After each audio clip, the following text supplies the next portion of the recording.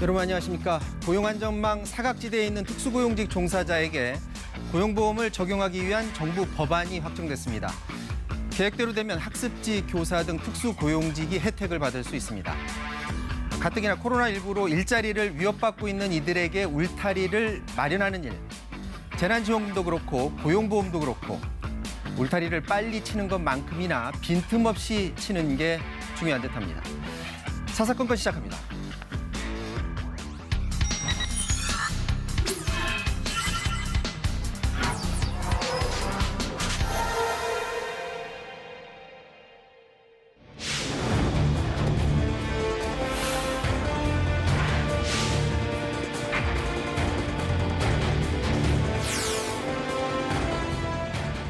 우리는 코로나 전쟁에서도 이길 것입니다. 국민 여러분과 함께 이 전쟁을 기필코 승리로 이끌겠습니다. 더불어민주당은 국민의 삶을 살피고 지키겠습니다. 국난을 헤쳐나가는 동안에라도 정쟁을 중단하고 통합의 정치를 실천합시다. 국민과 여야에 함께 이익되는 윈윈윈의 정치를 시작합시다. 참으로 의미가 있는 제안이라고 생각합니다. 말로만 끝나지 말고 진정한 협치, 진정한 상생의 정치가 있기를 기대합니다. 국민의힘은 꼭 필요한 정책으로 민생을 챙기는 진짜 국민의 힘이 되어드리겠습니다.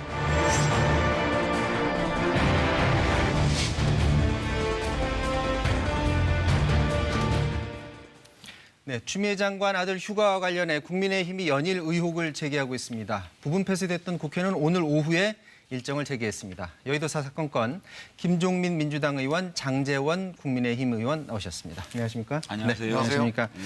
자, 어제 이낙연 민주당 대표가 연설을 했고요. 오늘은 이제 주호영 원내대표가 교섭단체 대표 연설을 했는데 먼저 이낙연 대표 연설 얘기를 좀 잠깐 해봐야 될 것 같아요. 그 연설에 대해서 이제 국민의힘에서도 울림이 있는 연설이다라는 그런 논평을 내놨던데 잠깐 먼저 어떤 얘기를 내놨는지 들어보고 말씀을 나눠보도록 하겠습니다. 당신이 있어 내가 있다. 우분투의 정신으로 우리는 K방역을 성취했습니다. 그런 연대와 협력으로 우리는 지금의 국난도 극복할 것입니다. 정치는 어떻습니까? 당신이 있어 내가 있다고 우리 정치는 믿고 있습니까? 이제 달라집시다. 정쟁을 중단하고 통합의 정치를 실천합시다. 국민과 여야에 함께 이익되는 윈윈윈의 정치를 시작합시다. 저부터 노력하겠습니다. 사실상 중단된 여야정 정례 대화를 다시 시작할 것을 제안합니다. 여야의 비슷한 정책을 이번 회기 안에 공동 입법할 것을 또한 제안합니다. 저는 원칙 있는 협치를 약속드린 바 있습니다. 대화로 풀지 못할 문제는 없다고 저는 믿습니다. 자, 이낙연 대표 연설 오랜만에 나와서 하는 거라 조금 남달라 보이긴 했는데 국민의힘에서도 어느 정도 호평을 내놨습니다. 어떻게 보셨습니까? 일단 저도 상당히 이제 좀 새롭게 봤는데요. 그동안에 이제 이 대표 연설이 대부분이 이제 논리적인 그런 주장들이 중심이 됐었는데 네. 이번에는 국민들 또는 현재 코로나 위기 상황 그리고 여야 이런 서로 간의 마음들을 좀 서로 이렇게 읽고 역지사지 해가면서 이제 그 문제를 풀어가 보자. 그런 약간 뭐 정서적인 공감대 같은 거를 좀 강조하는 그런 연설이어서 전 연설로서 상당히 이제 새로운 시도였기도 하고 앞으로 우리가 대화를 좀 이런 식으로 정서적 공감을 좀 염두에 두면서 얘기를 하면 좋겠다 이런 생각이 들었습니다. 협치 얘기도 많이 하셨던데 어떻게 보셨습니까? 감성적 접근은 했죠. 그런데 이제 정치적으로 봤을 때 제가 일부러 뭐 이낙연 대표의 연설을 폄하하겠다는 건 아닌데 네. 이렇게 보면 이낙연 대표가 대선 징검다리 대표 아닙니까? 그러면 이번 이 정기국회 대표 연설은 국민들에게 자신을 확실하게 각인시킬 수 있는 그 기회였거든요. 네. 근데 그 기회를 굉장히 좀 뭐 밋밋하고 뭐 평범하고 또 좀 무난하지 않았느냐 이런 생각이 들어요. 그러니까 뭔가 국민한테 임팩트를 줄 수 있는 이낙연 덕트린 같은 거 아니면 뭔가 이낙연의 브랜드를 만들 수 있는 이런 연설에는 못 미치지 않았느냐. 그냥 뭐 협치 얘기 나오고 코로나의 전쟁 얘기 나오고 약자의 보호, 약자 보호 뭐 이런 얘기들이 쭉 나열됐거든요. 네. 그래서 어떻게 뉴 민주당을 만들고 내가 새로운 리더십으로 어떻게 이 나라를 이끌어가겠다라는 뭔가 좀 국민한테 임팩트를 주는 이낙연 덕분이 없는 밋밋한 연설이 아니었느냐. 좀 그렇게 좀 그런 점이 좀 아쉽습니다. 그러니까 국민의힘에서 나왔던 논평하고는 약간 궤를 달리하는 임팩트가 아니, 좀 감정적인 적었다. 접근이라든지 그런 것들은 좀 시도를 했죠. 네. 그런데 명확하게 내가 어떤 그 확고한 자기만의 어떤 정책 이런 것들이 좀 많이 부족하지 않았나 생각합니다. 이 부분 또 얘기하는 사람들이 많습니다. 지금 뭐 앞에서도 얘기를 했는데 뭐 처음에는 이제 코로나 극복 얘기도 하고 우분투 정치, 그러니까 당신이 있어서 내가 있다라는 그런 아프리카 부족의 말도 언급을 했고 또 이제 인류 국가 얘기도 하고 이런 것들을 일련의 것들을 얘기를 하는 게 저게 당 대표가 얘기하는 게 아니라 대선 주자가 얘기하는 느낌이다. 이런 얘기들을 하고 있는데 어떻게 동의하십니까? 그게 뭐 당대표 대선 주자가 어떻게 달라야 하는지 저는 잘 일단 어떤 이해가 안 가는데요. 지금 이 어제 이낙연 대표 연설의 핵심은 지금 우리 장제원 의원이 정확하게 지적을 하신 거예요. 정치적인 임팩트가 별로 없다. 그런 느낌이 들 정도로 상당히 어떻게 보면 신중한 그런 내용이었습니다. 근데 이제 그 내용의 핵심은 뭐냐면 코로나 극복이에요. 그러니까 만약에 지금 이제 우리 장제원 의원님 얘기처럼 내년 대선을 앞둔 정치인이 대선 주자로서 자기를 국민한테 확실하게 인식시켜 주려면 좀 더 센 얘기를 할 수도 있습니다. 또 새로운 얘기도 할 수도 있고. 그런데 그동안의 대표 연설이라는 게 엄청나게 새로운 얘기를 많이 했어요. 한 번도 지켜진 적이 없습니다. 대표적인 게 제가 유승민 대표 연설이에요. 제가 유승민 그 의원 대표 연설하는 거 보고 감동받았어요. 와, 정말 저렇게 중복지 국가로 한나라당이 가는구나. 하나도 뒷받침이 안 되고 끝나버렸습니다. 지금까지 대표 연설이 대부분 대표 개인의 어떤 정치적인 이제 광내는데 많이 이제 이렇게 활용되거나 이런 거는 바람직하지 않다고 보고요. 저는 이번에 아주 평범한 얘기지만 정말 중요한 얘기. 코로나에 관해서는 여야정이 협력하자. 이 문제 하나만. 사실 제가 그냥 어제 40분 연설의 핵심은 전 그거라고 좀 봤어요. 그거 하나라도 우리가 실천한다면 저는 이낙연 대표 성공하는 거다. 그 점을 뒷받침하기 위한 여러 가지 논리적 혹은 심정적, 정서적 유대감 이런 것들을 여러 가지로 이제 말씀을 하신 건데 저는 결과적으로는 적어도 코로나 문제에서는 방역 대응이든 경제 대응이든 여야정이 협력해서 가자. 그거 위해서라면 우리도 야당을 존중하거나 대화하고 소통하겠다. 또 존중하겠다. 이런 자세를 보여준 건데 저는 이거 실천적으로 좀 이어나갔으면 좋겠다는 거죠. 뭐 좋게 얘기하면 그럴 수도 있겠죠. 그런데 이낙연 대표는 누가 봐도 우리 국민 누가 봐도 7개월 동안 대선 주자로서의 어떤 능력을 보여줄 것이냐 또 민주당을 어떻게 새롭게 만들 것이냐에 대한 관심이 있지 않겠습니까? 네. 그 관심을 충족시키지 못했다는 것이고 정말 저는 아쉬웠던 게 정말 이렇게 단어의 감성, 단어를 가지고 국민들의 울림을 주기보다는 저는 민주당이 가지고 있는 문재인 정권이 가지고 있는 지금 난맥상이 있지 않습니까? 이런 부분에 대해서 단 한 가지만이라도 스스로 반성하는 좀 자성하는 모습을 조금이라도 보였다면 오히려 그런 감성적인 단어보다 국민들이 아 이낙연 대표 다르네 라고 더 많은 울림이 있지 않았을까. 지금 보십시오. 부동산 정책이 실패하고 있죠. 추미애 장관 이렇게 독선과 정말 대통령의 지지율을 이렇게까지 떨어뜨리는 추미애 장관의 어떤 이런 독선이라든지 이런 것들을 포괄적으로 좀 그동안 조금 국민들에게 좀 잘 못한 부분에 대해서 이제 민주당이 좀 더 새롭게 나가겠다라는 조그만 자성의 얘기라도 있었다면 더 큰 감동이 있지 않았을까 이런 아쉬움이 있습니다. 지금 말씀하신 뭐 추미애 장관 관련 얘기 이런 것들은 저희들이 잠시 뒤에 또 말씀을 나누도록 하고요. 주호영 원내대표 연설은 오늘 있었습니다. 저희들이 짧게 모아봤는데 한번 들어보도록 하겠습니다. 국민을 통합하고 미래 세대를 책임지는 책임정당. 국민의 힘으로 거듭나겠습니다. 코로나 공란의 위기 앞에서 국민의 삶을 보호하고 나라의 재정과 헌정 질서를 수호하는 국민의 정당이 되겠습니다. 당신이 있어 내가 있다는 아프리카 반투족의 말, 참으로 의미가 있는 제안이라고 생각합니다. 말로만 끝나지 말고 진정한 협치, 진정한 상생의 정치가 있기를 기대합니다.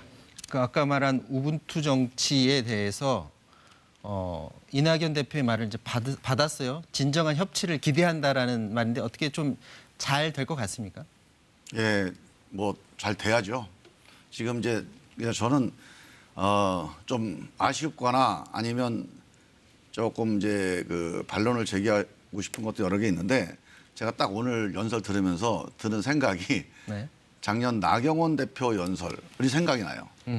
그래서 나경원 대표보다는 좀 낫다 이런 생각을 했습니다. 점수를 주면 더 좋게 그래서 줄 수 이게 있다. 조금 이게 나아질 수 있는 가능성 이걸 한번 기대를 해보고 어떻게든지 하여간 협력해보자. 좀 뭔가 우리 이제 그 국정에 물론 비판하는 건 좋지만 기본적으로 궁극적인 방향은 대통령하고 야당 국회가 협력해서 뭘 만들어내는 게 목적이지 뭐 대통령 상처 주고 뭐 또 뭐 흔들고 하는 게 목적은 아니잖아요. 네. 그래서 그런 목적지까지 가는 그런 여야 관계가 한번 이번 정기국회 때 만들어졌으면 좋겠다 이런 기대를 해봅니다. 주호영 원내대표 발언 들으셨었죠, 다? 예, 현장에 들었는데 네. 저는 좋은 소리 할 수밖에 없겠죠. 근데 어쨌든 지난번 대표 연설에서는 김태년 원내대표하고 같이 했지 않습니까? 네. 근데 이번에는 정말 민주당의 차기 주자라고 얘기할 수 있는 이낙연 대표와 같이 비교되는 거거든요. 그 비교해도 손색이 없을 정도로 주호영 대표의 체급을 한 단계 올린 그런 연설이 아니었냐 싶고요. 주호영 대표의 별명이 주테일입니다. 주호영 플러스 디테일. 디테일이 굉장히 강하신 분인데 정말 주호영답게 디테일이 강했고 그 디테일 속에서 어떤 충돌되고 있는 현안에 대해서 대안을 제시한 좋은 연설이었고요. 특별히 제가 들었을 때 협치에 대한 어떤 규정 이것을 양보와 타협을 해라. 민주당에서 일방적으로 우리한테 설명하고 설득하는 걸 넘어서 양보하고 타협을 하는 진정한 협치를 얘기를 했고요. 그다음에는 법치와 삼권 분립을 좀 확실시켜라 이런 얘기를 좀 더 감동을 받았고 사실은 정의 너가 왜 거기서 나와 이 얘기가 앞으로 유행어가 될 정도로 그런 좀 임팩트가 있었고요. 마지막으로는 기후 변화에 대한 강조 이런 것들이 정책적으로는 좀 국민들의 시선을 잡지 않았느냐 이렇게 생각이 전반적으로 주호영다운 그러한 디테일이 살아있는 대안 있는 연설이었다 생각합니다. 자, 이제 요거 한 마디씩만 듣고 이제 주제를 좀 넘어가야 될 것 같은데요. 이제 물론 이제 좋은 소리도 했지만 비판의 목소리도 사실 많았습니다. 부동산 문제, 뉴딜 정책, 검찰 개혁 등등 해서 여러 가지 비판을 했는데 그 중에 가장 강조점을 두고 싶은 말이 있다면 어디에 있다고 보십니까? 저는 협치와 삼권 분립, 법치 이런 쪽에 굉장히 방점이 있다고 봅니다. 민주당이 지금 국정의 난맥상을 보이고 있지 않습니까? 그러니까 자신들이 한 잘못에 대해서 전혀 인정하지 않고 국회에 와서 모든 장관들이 헌법기관, 입법기관에 대고 화를 내고 이런 모습들이 결국은 오만으로 보여지고 그런 것들이 국민들하고 지지율이 떨어지는 상황이 됐거든요. 네. 그다음에 적어도 부동산 문제만큼은 이제 좀 다시 보고 이게 시장제라는 얘기를 했거든요. 그런 것들을 좀 강조하지 않았나 이런 생각이 듭니다. 저는 그 뭐 여러 가지 이제 그 좋은 얘기도 하고 제안도 뭐 코로나 전수조사 한번 해보자 이런 제안도 해주셔서 좀 비판하고 공격만 하다가 뭔가 좀 건설적인 방향으로 자세를 좀 바꾸려고 하는 그런 방향에 대해서는 저는 좀 긍정적으로 봤는데 삼권 분립 얘기나 김종인 대표도 참 답답한 노릇이 이분들이 딱 그 검찰하고 사법부를 보면요. 지금 이분들이 정권 잡았을 때 그때 검찰 사법부하고는 완전히 다릅니다. 지금 검찰을 수사를 못하게 한다고 하는데 완전히 거짓말이에요. 이거는. 검찰이 수사를 너무 많이 해서 문제예요. 지금 과잉 수사를 해서. 지금 검찰이 검찰 개혁을 하는 정부 혹은 그 법무부 장관을 상대로 한 수사가 현 정부의 대통령 청와대와 장관을 향한 수사를 우리 헌정사가 이렇게 해본 적이 있습니까? 사실 지금 그 정부에서 이렇게 할 수 있나요? 그리고 민정수석실이 지금 검찰 관련해서 이렇게 딱 손을 끄는 적이 있나요? 저는 모든 것이 다 공개적으로 토론회장으로 나와서 논쟁인데 시끄러워 보일 뿐이지 정말로 사법과 관련돼서는 이 정부와 이명박 박근혜 정부하고는 완전히 질이 다릅니다. 근데 이거를 자기들은 밑에서 그냥 전화로 서로 조율해서 정말로 다 움직이고 뭐 뭔가 압박하고 이랬던 거를 이제 모든 것이 다 공개가 되다 보니까 조금 시끄러워진 걸 가지고 마치 이거를 우리 정부가 마치 뭐 법원을 뭐 좌지우지 한다거나 검찰을 탄압한다거나 이런 식으로 몰고 가는 거는 너무 사실이 아니에요. 네. 이건 진짜 가짜 뉴스입니다. 아니 자, 그럼 잠깐만, 한마디씩만 하고 이명박 넘어갈게요. 박근혜 정권이 잘못했기 때문에 정권 뺏겼잖아요. 네. 그러면 그런 거 답답하면 안 되잖아요. 민주당이 지금 얼마나 삼권 분립을 저해하고 있는 줄 압니까? 그냥 적어도 가짜 뉴스입니까? 잠깐만요. 감사원에 대해서 월성 1호기 감사 결과 발표를 앞두고 감사원장을 향해서 정치하지 마라, 옷 벗고 정치해라라고 얘기하고 있고 지금 김경수 지사 사건이라든지 다양한 지금 권력형 울산시장 선거 개입 사건 이런 것들에 대해서 수사하고 있는 수사팀을 완전히 좌천시키고 있지 않습니까? 그리고 정말 윤석열 총장에다 하극상을 한 그런 분을 검찰국장으로 데리고 오고 추미애가 전행하는 인사를 하고 있지 않습니까? 또 대법원에 대해서 법관이 이유예를 막론하고 결정한 문제에 대해서 얼마나 많은 비판을 하고 있습니까? 과거의 대법원장은요, 정치권이 법관의 판단에 대해서 공격하면 정치적으로 공격하지 마라라고 단호하게 얘기해왔습니다. 김명수 대법원장이 법관이 판정한 얘기에 대해서 정치권이 그렇게 공격하는 거에 대해서 단 한마디 합니까? 이렇게 저는 이 정치권이 또 청와대에서도 이걸 수수방관하고 있어요.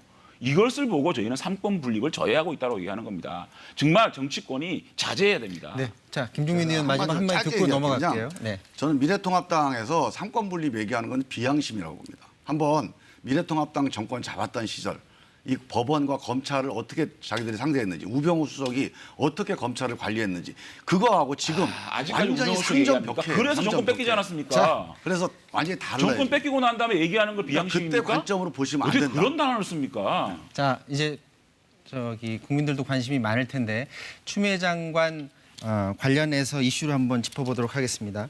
자, 아들 휴가 관련 의혹을 지금 국민의힘에서 계속 제기를 하고 있는데 저희들이 쟁점별로 한번 하나하나 나눠서 한번 살펴보도록 하겠습니다. 먼저 아들이 서 씨죠. 서 씨가 두 번의 병가를 2017년에 병가를 내고 수술을 받았었는데 1차 병가와 2차 병가 그리고 그 다음에 다시 병가를 하려고 했지만 그게 안 돼서 연가로 이렇게 처리가 됩니다. 근데 이 과정에서 이 마지막 연가 쓰는 과정에서 병가로 쓰려고 하려다가 그게 안 되니까 연가로 했다라고 하면서 그 과정에서 압박을 했다라는 게 바로 국민의힘에서 지금 주장하는 내용이시죠. 그 부분에 있어서의 특히 문제되는 점이 있다면 어느 점을 지금 꼽고 싶으십니까? 아니, 첫째는 왜 거짓말을 하죠? 법사위와 예결위에서 보좌관이 전화를 했습니까? 라는 기사가 나와서 거기에도 확인하지 않았습니까? 추미애 장관이 뭐라 그랬습니까? 전화를 시킬 이유도 없고 보좌관이 그 지시를 따를 이유도 없다. 아주 명확한 단어로 하지 않았다고 얘기하지 않았습니까? 그런데 김남국 의원이 민주당 김남국 의원이 확인을 했어요. 보좌관이 전화했다. 자, 당대표 보좌관이 전화를 했어요. 그러면 상대는 자, 예를 들어서 보좌관이라고 밝히지 않았다면 모르겠어요. 보좌관이라는 걸 알고 있는데 전화를 했다? 그 전화 자체가 저는 안명일 수밖에 없는 것이고 그다음에 왜 추미애 장관이 뭐가 두려워서 정말 그게 떳떳하다면 국회에서 왜 거짓말합니까? 자, 그러면 전화를 한 적이 없다라고 한 이 부분만 먼저 빨리 짚고 넘어가죠. 그 부분에 대해서는 일단요 인정해야 이런 된다고 거죠. 보십니까? 그러니까 전화를 했냐 안 했냐 문제 이전에 이 문제가 휴가가 규정에 어긋났느냐 이게 엄마 찬스였느냐 이 쟁점 아닙니까? 그래서 이제 이 쟁점에 관해서는 이미 그 담당자가 확인을 했어요. 내가 아무런 압력 없이 규정에 따라서 처리한 거다. 이게 지금 이 양반 예편을 한 분이에요. 그러니까 이 예비역 중령이 분명하게 얘기를 해서 이 안에 문제 제기한 사람하고 이 최종 책임자하고 의견이 엇갈려요 지금. 그럼 누구 말을 들어야 되는지 이건 합리적으로 판단해 보면 답이 나오는 문제예요. 근데 이제 이거를 해놓고 이제 문제를 제기해놓고 결과적으로는 이 의혹을 제기한 사람 입장만 계속 미래통합당이 얘기를 한 거예요. 근데 그 당시에 승인권자, 결정권자는 전혀 다른 얘기를 하잖아요. 그러면 좀 이게 아니구나 하고 좀 이 문제에 대해서 좀 합리적이고 좀 객관적으로 바라보는 게 좀 필요한데 이제 이 얘기가 좀 정리가 되니까 그럼 그 과정에서 왜 거짓말했냐 이러고 논란이 이제 옮겨가는 거죠. 근데 제가 보기에 이건 추미애 장관이 지시해서 전화한 거는 저는 아니라고 확실하게 생각을 해요. 왜냐하면 추미애 장관이 만약에 지시를 해서 너 전화해봐라 했다면 이게 규정에 어긋나는 일을 했을 거 아닙니까? 지금 규정에 어긋나서 바뀐 게 아무것도 없어요. 단지 이겁니다. 아들이 나는 30일 병가라고 알고 나왔어요. 그리고 그렇게 상담을 받았어. 그래서 전화를 해보니까 너 안 된다. 이제 한 번만 더 연장해서 19일밖에 안 되니 나머지는 이제 병가가 안 된다는 거예요.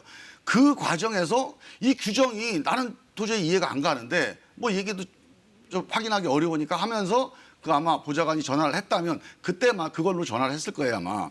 그래서 규정이 뭔지를 문의하고 끝났다는 거거든요. 그리고 나서 실제 휴가가 연장된 것은 그 담당 중령 얘기가 이거는 규정상 해주게 돼 있다.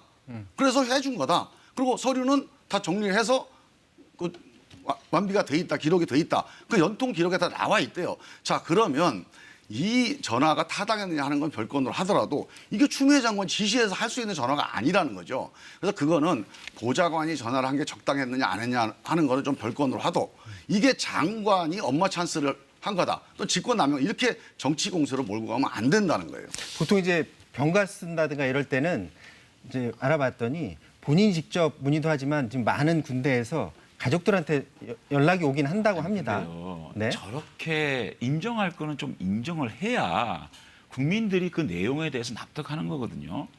그 서씨, 그 추미애 장관의 아들은 손 없습니까? 전화기 없습니까? 다 큰 아들이 집에서 앉아서 전화 받았다는 거 아닙니까? 그리고 보좌관 시켜서 전화하고 관련 서류도 없이 휴가 연장받고 이것이요. 우리 20대 군대에 가 있는 우리 장병들이 들으면요. 기가 찰로 오르십니다. 그러면 엄마가 추미애라 가지고 엄마 직원 시켜가지고 전화합니까? 이거에 대해서는요.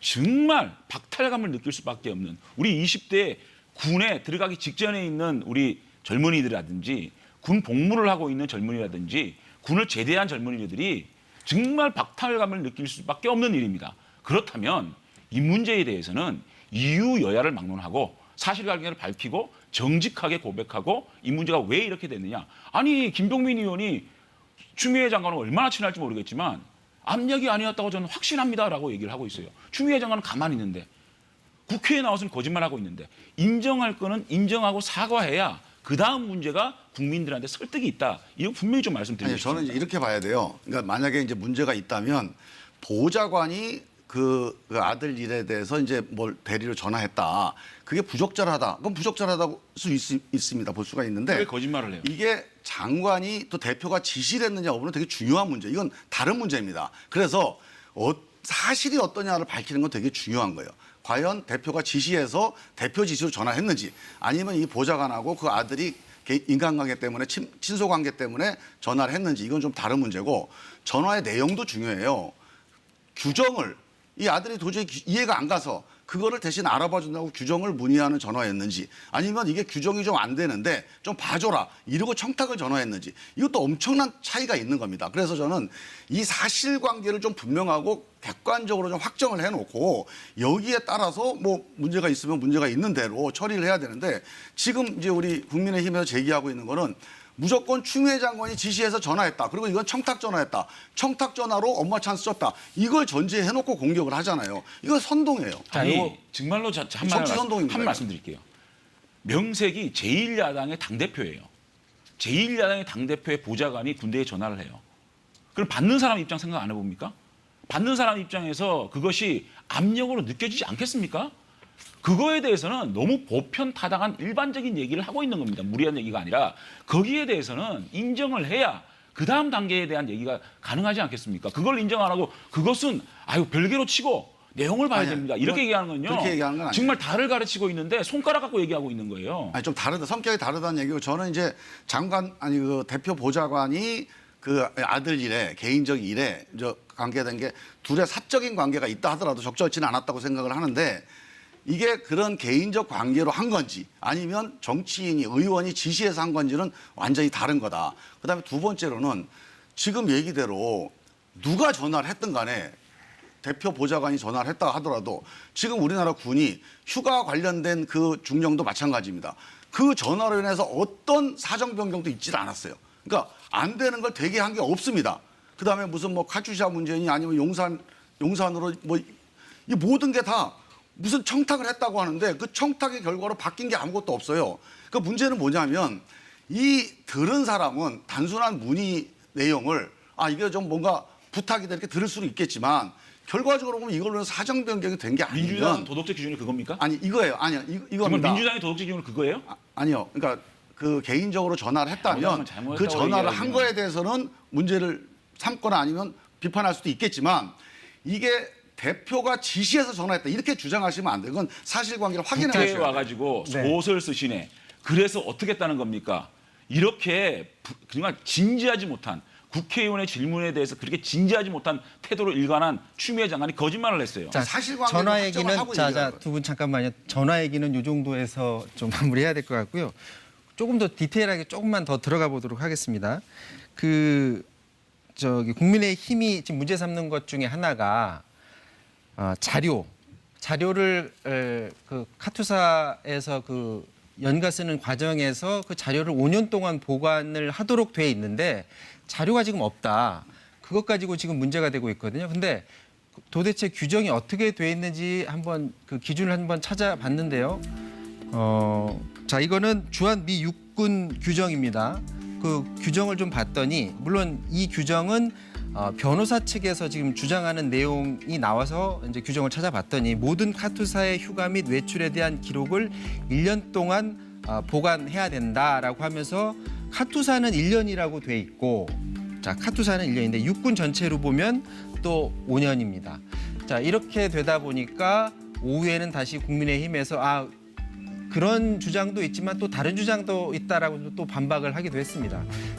이 먼저 자료만 보면 1년만 해도 괜찮으니까 저 자료로도 충분한 것 아니냐 이런 반론인데요. 거기에 대해서 어떻게 생각하세요? 자, 주한 미 육군 규정 600-2, 2-5 지휘 체계에 따르면요. 네. 한국 육군의 휴가제도 관리 등의 행정 관리는 네. 한국군 지원단 행정계통을 통해 유지된다. 네. 다시 말하면 카투샤와 한국군 문제가 충돌될 때는 한국군 지휘 계통에 따른다라고 돼 있거든요. 자, 이 지금 변호사가 얘기하는 거는 이 카투샤가 청원 휴가에 필요한 구비 소속된 한국 육군 인사까지 제출하고 휴가 관리 일지를 1년간 보관한다고 돼 있습니다. 네. 그러나 청원 휴가 관련 사유에서 별도 보관 의무 기관이 없습니다. 육군 규정에 따라서. 그러니까 이 서신은 카투샤지만 육군 규정에 따라서 모든 청원 휴가라든지 휴가가 관리가 되어야 된다는 게 더 설득력 있는 법적 해석이라고 봅니다. 저희는. 거기에 대해서 혹시 반론하실 게 혹시 있으시나요? 사실을 좀 우리가 좀 따져보고요. 저는 우리 국민의힘에서 그냥 누구 녹취록이다 아니면 이런 진술이 있다 또는 이런 규정이 있다고 자꾸 막 던져요. 근데 이제 대표적으로 예를 들면은 뭐 미 8군으로 미 이사단으로 배속됐는데 용산으로 배치해달라 이렇게 부탁을 받았는데 내가 교육시켰다. 이런 보도도 보면요. 이게 이런 부탁을 누가 한 적도 없고 또 결과적으로는 그렇게 교육을 시킨 사실도 없어요. 그러니까 이렇게 사실이 아니고 그러니까 그 학부모들 여러 모아놓고서 그냥 일반론적으로 얘기를 했다는 거거든요. 근데 이런 게 이제 보도가 되면서 마치 그런 청탁이 있던 것처럼 왜곡돼서 좀 정치적으로 확대되고 있잖아요. 그래서 저는 국민의힘한테 부탁하고 싶은 게 사실이 확정이 되면 뭐 보좌관이 전화했다. 만약에 사실이 확정이 되면 전화 내용이 뭐냐, 어떤 식으로 전화했느냐, 거기에 책임질 일이 있거나 아니면 문제가 되면 문제를 비판하는 거 저는 할 수 있다고 봐요. 문제는 사실이 뭔지에 대해서 너무 조급하게 확인도 안 하고 막 던지는 거예요. 지금 규정만 해도 되게 복잡하잖아요, 규정이. 네. 이 복잡한 규정을 가지고 마치 이거는 뭔가 청탁에 의해서 뭔가 불법을 저질렀다. 그래서 자료가 없다. 이걸 전제로 하고 자꾸 정치 공세를 피는 거를 좀 그만하고 아니야. 문제가 있으면 전 우리가 같이 조사를 해보자고요. 사실 확인해보고 이건 이렇게 됐구나 하고 납득이 되면 넘어가고 납득이 안 되는 것만 얘기를 해야지. 사실 확인을 어떻게 그럼 같이 해보자는 거죠? 아니 이거를 뭐 육군에다 하든지 카투샤 하든지 같이 해볼 수 있잖아요. 그 확인을 안 해보고 두 당이 하는 거예요, 합쳐서 지금. 같이 네. 다시 한번 조사를 해보자. 진상조사 꿀 용이 있습니까? 아니 진상조사 할 것도 없어요. 그냥 우리 장재훈하고 근데- 저하고 하루만 근데 확인해도 됩니다. 제가 이게요. 문재인 정권이 이렇게 헷갈리게 만든 거예요. 맨 처음에 국방부 장관이 서류가 미비됐다라고 확인을 했습니다. 그 다음에 나온 얘기가 이건 단순 서류 누락입니다. 이렇게 흘러가지 않았습니까? 그런데 갑자기 이상한 규정을 들이대면서 1년 있다가 보관하고 있었는데 폐기했다. 이렇게 말이 자꾸 바뀌지 않습니까? 말이 바뀌니까 이상한 거예요. 이상하니까 규정을 찾아보는 것이고 저희들은 너무도 추미애 장관 측 그리고 국방부 장관 측의 얘기가 자꾸만 다르고 변하니까 거기에 대한 의문을 가지고 찾아보니까 이런 것들이 나와서 제시하고 있는 겁니다. 그러니까 확실한 정말로- 얘기만 하자는 거죠. 아니 그러니까 확실한 얘기는 국방부가 확실히 해야 되고요. 그러니까 추사 추미애 규정이 장관 다르다는 거 아니에요? 변호인이 확실히 해야 됩니다. 말이 바뀌고 있지 않습니까? 자, 그러면 지금 저희 시간이 다 돼서 그럼 아니, 요것만 그거는- 자, 의원님. 말이 바뀌고 있지 않습니까? 육군의 행정체계의 문제지 그게 무슨 이게 뭐 불법의 어떤 근거가 되는 게 아, 아니에요. 국방부 장관이 상임위에 나와서 이렇게 거짓말 정리를 할게요. 지금 하겠습니까? 시간이 이제 다 돼서 지금 방금 그 의견을 제시하셨는데 자꾸 이렇게 그 일방적인 주장만 제기할 게 아니라 가치 사실을 한번 확인해 보자라는 의견을 제시했는데 충분히 그렇다면은 의원님들 중심으로 해서 진상조사뿐만 같이 진상 아니고 아니, 조사할 수 저 있는 위원회를 거잖아요. 위원회를 이렇게 할 필요 없이 네. 지금 우리 미래통합당에서 제기를 하잖아요. 네. 그런 문제되는 걸 저희한테 얘기해 저희가 확인해가지고 아니면 동시에 같이 가서 확인해 보자고요. 자, 그래서 제가 정말로 문제가 되는 것만 가지고 자, 더 마지막으로 논쟁을 해보자고요. 30초씩만 말씀드릴게요. 30초씩만 말하고 끝내겠습니다. 이 아들 문제뿐만 아니고요. 아들 통역병 보내달라. 그다음에 자대 배치. 그다음에 딸의 비자. 네. 이게 지금 엄마 찬스 문제가 복합적으로 나오고 있거든요. 이런 복합적인 부분에 있어서 국회에서 진상조사단을 만들고 정말 이거는 특검에서 가릴 수밖에 없는 문제다. 왜?